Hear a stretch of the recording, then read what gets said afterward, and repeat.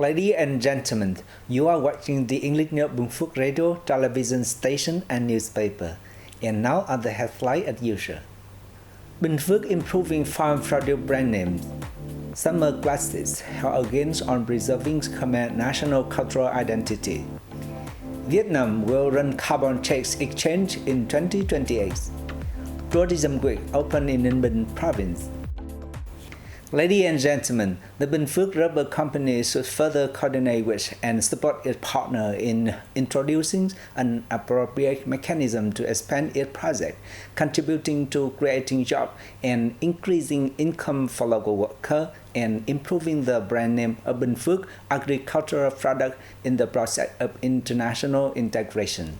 Chairwoman of the Binh Phuoc Provincial People Committee Trần Tuệ Hiền said during a visit to a project in producing, processing and trading banana products invested in by the company in the Budok district. The project is being conducted in a cooperative effort with the Chương Production and Trading Trust Stock Company and began in June 2022. It covers an area of 157 hectares and has total investment of 202 billion Vietnam dong. Products are expected to be exported from the second quarter of this year. The project is designed with a capacity of about 8,500 tons of products per year, with main markets being Japan, Republic of Korea, China, some European countries, and the domestic market. The Chương Company is currently developing plant area codes for their products. Chairwoman Hiền said the export of the first batch of products to the Japanese and Korean markets will be a vivid demonstration of the efforts of the investor and its partners in ensuring the process of planting and tanning products that find favor in export markets. The development and expansion of industrial park over recent years has led to a yearly increase in the number of foreign experts and workers in the province. Ensuring the sufficient supply of housing for this employee will positively affect enterprises' production and business in particular, and the local economy in general. Binh Phuoc Province has therefore decided to prioritize the development of social housing. The province is now home to 13 industrial parks on a total area of 6,000 hectares and a 4,600 hectare border gate economic zone. Thanks to its industrial development, Binh Phuoc has become a promising employment destination for foreign and local experts, engineers, and other workers. Figures show that, on average, Binh Phuoc attracts more than 10,000 experts, engineers, and workers to its industrial parks each year. Of this, foreign workers account for 35%. Therefore, special attention has been paid to the construction of social housing to continue to attract workers and develop the local economy. The province recently proposed building over 40,700 apartments for workers, including 10,990 to be built in the 2021-2025 period and 32,300 in the 2026-2030 period. This is expected to help resolve the housing needs of most middle and low-income earners and workers at industrial parks.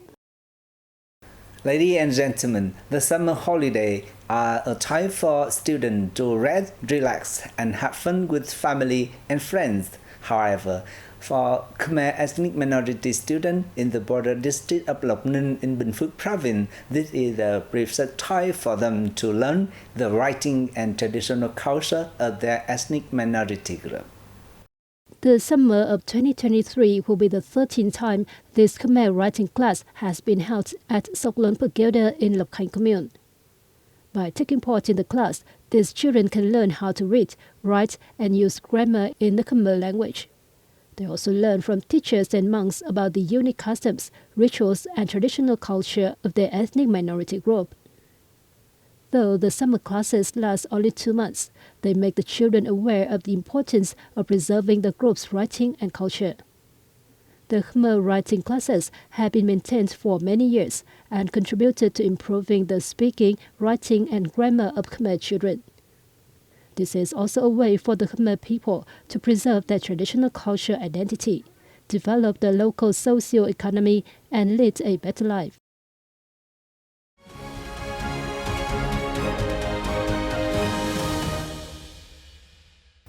And let's continue our bulletin with the latest news, more detail in the following reports. The 15th legislature continued its fifth session on May 27th. In the morning, on behalf of the Prime Minister, Minister of Public Security To Lam submitted a draft law on amendments and supplements to some articles of the law on the People's Public Security Force. Minister To Lam also proposed a draft law amending and supplementing some articles of the law on exit and entry of Vietnamese citizens and the law on foreign entry into, exit from, transit through and residence in Vietnam. This bill is intended to institutionalize the party's guidelines and policies and meet the National Assembly's requirements for and the government's process on administrative reform and digital transformation. Legislators scrutinized both draft laws and group discussions in the afternoon. The revival of sericulture in Trấn district in the northern mountainous province of Yên Bái has brought higher income to local farmers and contributed to building Trấn Yên in the first new style rural district in the northwestern region.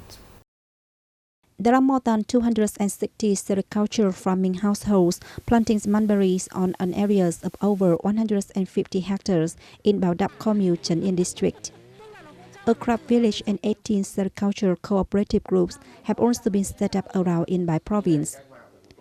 Local farmers earned nearly 30 billion Vietnam dong, equivalent to about 1.28 million US dollars, from selling 200 tons of silkworm cocoons last year. Together with bamboo shoots and cinnamon, sericulture has become a spearhead subsector in Trấn Yên agricultural production.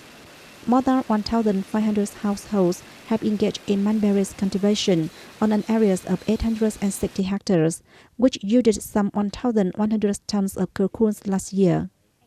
On average, each hectare brings farmers up to 250 million Vietnam dongs, equivalent to over 10,600 US dollars.